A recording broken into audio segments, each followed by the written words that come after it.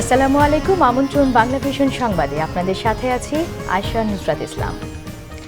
বিএনপির মহাসচিব মির্জা ফখরুল ইসলাম আলমগীর অভিযোগ করেছেন, একদিকে আওয়ামী লীগের সন্ত্রাস, অন্যদিকে রাষ্ট্রীয় সন্ত্রাস, এই দুই সন্ত্রাস মিলে দেশে গণতন্ত্র হত্যা করছে। গুলশানে চেয়ারপারসনের কার্যালয়ে সংবাদ সম্মেলনে এ অভিযোগ করেন তিনি। মির্জা ফখরুল বলেন, হুমকি ধমকি দিয়ে আবারও ক্ষমতা ধরে রাখতে চায় আওয়ামী লীগ। বিএনপি প্রার্থীদের পোস্টার লাগাতে দেওয়া হচ্ছে না, নির্বাচনী প্রচারণায় আওয়ামী লীগের পাশাপাশি বাধা দিচ্ছে পুলিশ। উচ্চ আদালতের কাছে ন্যায় বিচার প্রত্যাশা করেন বিএনপি মহাসচিব। ন্যায় বিচার এবং নির্বাচন কমিশনকে নির্ভয়ে দায়িত্ব পালনের আহ্বান জানান তিনি। সেনাবাহিনীর প্রতি জনগণের আস্থা রয়েছে উল্লেখ করে মির্জা ফখরুল আশা প্রকাশ করে বলেন, নির্বাচনে সেনাবাহিনী গণতন্ত্রের পক্ষে, গণমানুষের পক্ষে কাজ করবে। নৌকার পক্ষে প্রচারণার অংশ হিসেবে রাজধানীর গুলশান ইউথ ক্লাব মাঠে জনসভা চলছে ক্ষমতাসীন দল আওয়ামী লীগের। দলের সভাপতি ও প্রধানমন্ত্রী শেখ হাসিনা প্রধান অতিথি হিসেবে বক্তব্য রাখবেন সেখানে। আমরা এখন সরাসরি যাচ্ছি সেখানে। যে না, আমরা মানি না, নো নো নো। আমার প্রিয় ভাই ও বন্ধুগণ, আজকে আমি আমার নেত্রীর সামনে খুব বেশি একটা কথা বলতে চাই না, শুধু এইটুকুনি বলবো, আমার নেত্রী আমাকে এখানে পাঠিয়েছেন নৌকার ভোটের জন্যে। আমি আপনাদের বারবার একটি কথা বলতে চাই, শেখ হাসিনার সরকার, বলেন বারবার দরকার, শেখ হাসিনার সরকার, শেখ হাসিনার সরকার। এই যুদ্ধের দিনে ওই যুদ্ধের ময়দানে একটি বার হলেও যেতে হবে। আমার সাথে বলেন, জয় বাংলা, জয় বঙ্গবন্ধু, জয় বাংলা, জয় বঙ্গবন্ধু।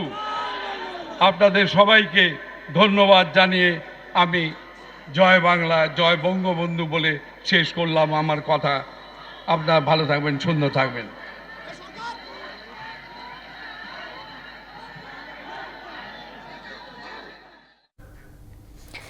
নির্বাচন কমিশনার রফিকুল ইসলাম জানিয়েছেন, পরিস্থিতি বিবেচনা করে সেনাবাহিনী সব ধরনের ব্যবস্থা নিতে পারবেন।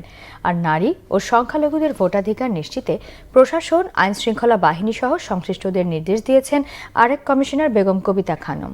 শুক্রবার সকালে রাজশাহীতে র্যালি দিয়ে শুরু হয় নির্বাচনে নারীদের সুরক্ষা ও নিরাপত্তা বিষয়ক সচেতনতা কর্মশালার অনুষ্ঠানে কমিশনার রফিকুল ইসলাম বলেন, যার হাতে অস্ত্র থাকে তার বিচারিক ক্ষমতা থাকে, তবে সেনাবাহিনীর বিচারিক ক্ষমতা মুখ্য বিষয় নয়। এ সময় তিনি জানান, চেয়ারম্যান সহ বিএনপির যেসব প্রার্থীর প্রার্থিতা আদালত স্থগিত করেছে সে বিষয়ে আইনি বিষয়গুলো খতিয়ে দেখা হচ্ছে। জাল ব্যালট পেপার নিয়ে বড় দুই দলের মন্তব্য প্রসঙ্গেও কথা বলেন রফিকুল ইসলাম। আগামী নির্বাচনকে অত্যন্ত গুরুত্বপূর্ণ উল্লেখ করে খুলনায় এক আলোচনা সভায় নির্বাচন কমিশনার বেগম কবিতা খানম বলেন, নারী ও সংখ্যালঘু ভোটার মোট ভোটারের প্রায় অর্ধেক, তাই তাদের ভোটাধিকার প্রয়োগের পরিবেশ নিশ্চিত করতে হবে। এক্ষেত্রে রাজনৈতিক দলগুলোর ইতিবাচক ভূমিকা আশা করেন এই কমিশনার। এর আগে র্যালি ও সচেতনতামূলক নাটক মঞ্চস্থ হয়। পদত্যাগ করেছেন মার্কিন প্রতিরক্ষামন্ত্রী জিম ম্যাটিস। সিরিয়ায় মোতায়েন মার্কিন সেনাদের সম্পূর্ণ প্রত্যাহারের ঘোষণার পর দিন এ ঘোষণা আসলো। রুদ্ধদ্বার বৈঠকের পর প্রেসিডেন্টের কাছে পদত্যাগপত্র দেন জিম ম্যাটিস। পরে ডোনাল্ড ট্রাম্প জানান, আগামী ফেব্রুয়ারির শেষ দিকে প্রতিরক্ষামন্ত্রীর পদত্যাগ কার্যকর হবে। সেই সাথে অল্প কিছুদিনের মধ্যেই নয়া প্রতিরক্ষামন্ত্রীর নাম ঘোষণারও আভাস দেন তিনি। সিরিয়া থেকে সেনা প্রত্যাহার ঘোষণার সাথে এই পদত্যাগের কোনো সম্পর্ক নেই বলে জানিয়েছে হোয়াইট হাউস। জানানো হয়, এটি প্রেসিডেন্ট ট্রাম্পের নিজস্ব সিদ্ধান্ত।